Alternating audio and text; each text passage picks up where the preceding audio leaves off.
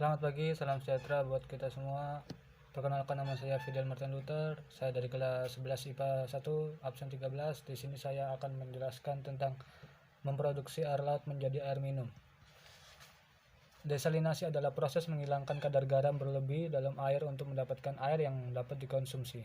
Umumnya teknologi desalinasi digunakan untuk mendapatkan air bersih dari air laut atau air payau. Sebagai hasil sampingan proses ini juga akan menghasilkan garam dapur. Proses desalinasi dibagi menjadi dua proses, yaitu desalinasi dengan cara distilasi dan proses desalinasi dengan cara membran. Proses desalinasi dengan cara distilasi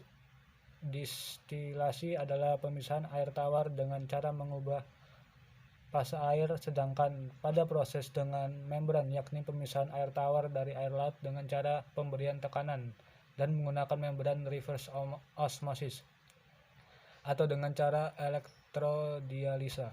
Di samping alat desalinasi itu sendiri, perlengkapan lainnya yang umum pada proses desalinasi adalah sistem intake air laut, termasuk pompa intake, saringan kasar dan saringan halus, perpipaan air laut, perpipaan air hasil proses atau air tawar, dan tangki penampungan, peralatan energi listrik, dan sistem distribusi, dan lain sebagainya. Salah satu proses desalinasi yang paling populer dan sederhana digunakan saat ini adalah penyulingan air dengan bantuan energi matahari. Seperti yang telah dijelaskan sebelumnya, desalinasi air laut memungkinkan agar air laut yang mengandung kadar garam yang tinggi diproses agar layak dikonsumsi.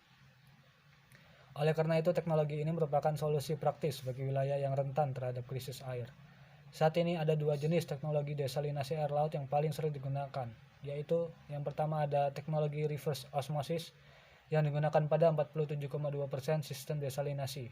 Proses desalinasi air laut menggunakan reverse osmosis terbagi menjadi beberapa tahap, yaitu yang pertama ada pre-treatment, yang kedua ada pressurization, yang ketiga ada membran separation, yang keempat ada post-treatment stabilization.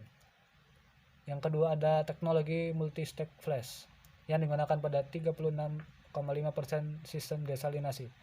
Proses sistem multi-stage flash dibagi menjadi beberapa bagian. Yang pertama ada head rejection section, yang kedua ada head recovery section, yang ketiga ada head input or heating section.